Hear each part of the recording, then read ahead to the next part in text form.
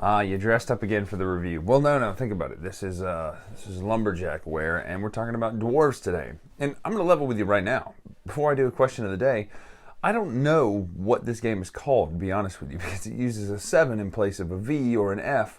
It's not dwarves, because there's an E in it. It's like dwarfs with a 7. So we're going to go with dwarfs, or 7 dwarfs, or dwarf 7. I don't care. It doesn't matter.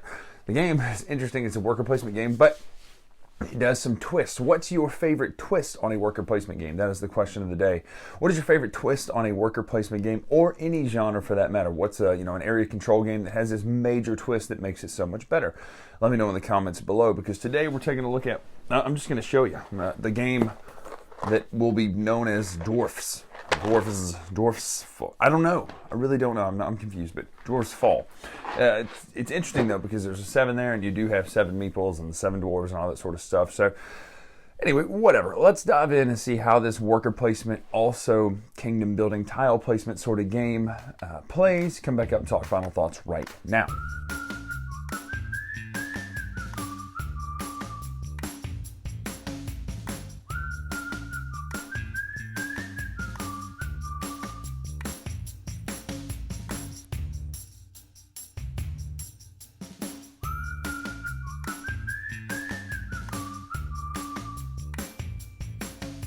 So the game starts like this, setting up when you separate your gem cards up there, all the different colors. You put your ogre cards up top, and then your trade cards here. You're going to reveal 3 of them after shuffling them. That would be these right here. These are your secret goals. Everybody's going to get one of these, as well as everyone's going to get these 9 kingdom cards of their color. Our secret goal is to trade in 5 gems. If we do, we gain 7 points. Anatomy of the cards typically is what you need to trade in for something, and then the bonus in the top right, that would be the points that they're worth at the end of the game. You're also going to have 7 meeples in your color, and I would say this game came with some really cool stickers to put on the meeples. I have not put it on all of them because I just don't want to take that much time to do that right now. But you can play without it. The stickers are just there for flavor.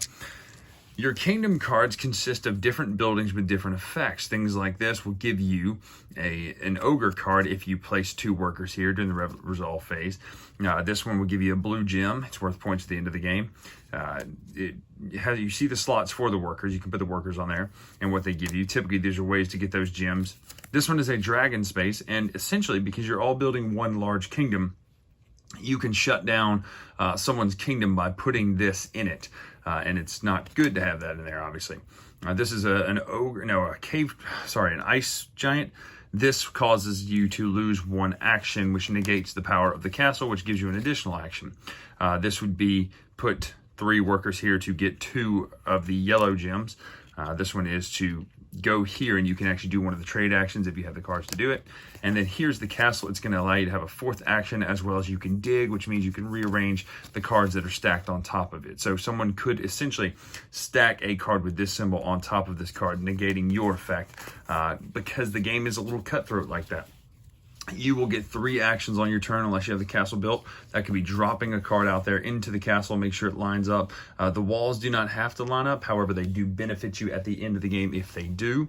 You can put a worker out there. You can do that twice if you wanted to.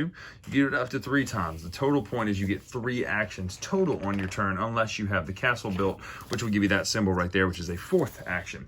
Now, the last thing that you can do is you can move a dwarf. Now, you can move a dwarf along a place as long as the walls aren't in the way. So these 2 are adjacent. You could move it adjacent to here, to this space. You could not, had the wall been like this, move across that wall. So that's kind of the reason for doing things like stacking cards, which you can stack the symbols on the same symbols, and digging. The digging power allows you to take the card from the top of the stack and put it at the bottom, essentially making it to where you can get your actions out there. But you were going to do this, you're going to rinse and repeat until someone has triggered 3 goals, 3 of the goals that are out there. Once someone has done that, the end game will happen.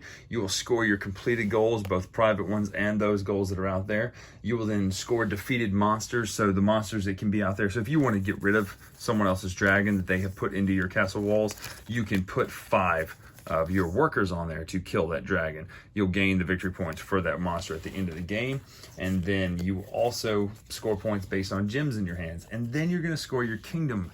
Your kingdom will be actually this thing built around your castle.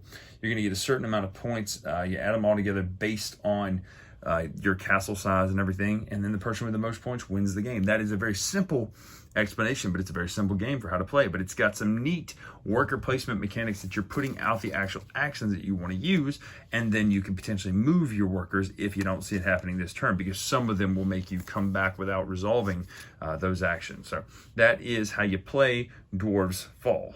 So that's it. It's pretty simple. What I like, let's talk about some positives first, as we always tend to do.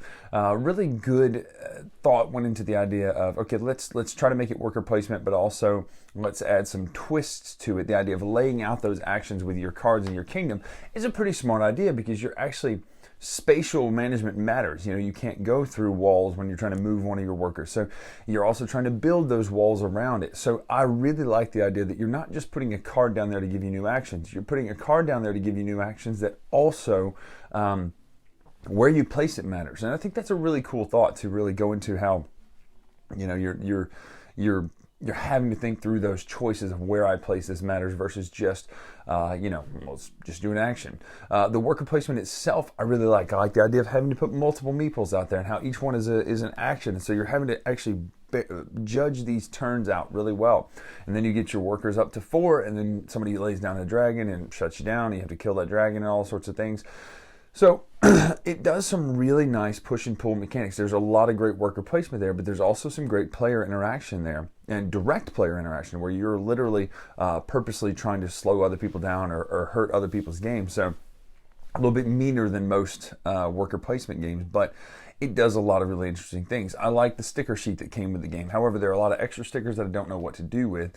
So that's why I didn't put any of them on, to be honest with you. You don't really need it. It just does look good to have the little green stickers with the pointy hats. The pointy hat little meeples look good. They look like little dwarfs. So it looks cute. The art's cute. The game looks good. I like that kind of cartoony, whimsical art. It's not overdone like you see in some places. Now, as far as the game itself, sometimes it can be a little too hectic, a little too mean, a little too much to think about these things. Okay, is it really worth my time to really risk, trying to hurt someone else when I really need to up my game? Because hurting them doesn't really help me get these multiple points from a trade card as much, So you really kind of have to balance out that in between you. But all in all, the game does look good. It looks good on the table. It plays, the thing is, it drags a little bit because, getting those gems to trade in can be a little bit slow, and having to get you have to have 3 goals at the end of the game to trigger it. And some of these goals take, 4 and 5 and 6 gem cards. That can take some time to build up. For what the game does and what it looks like, it doesn't take quite as fast as you would think. And so that's always a knock to me, that when a game looks like it should play fast and it doesn't, it immediately loses some credibility, and you're like, oh, wow, really shouldn't be playing this game any longer, should we? But again, that's subjective. That's just me. So you let me know in the comments below what you think of this game. I'm Brian Drake here on the Dice Tower. Make sure to follow us on Twitter, Instagram, etc. at Dice Tower Brian. Until next time, we will see you.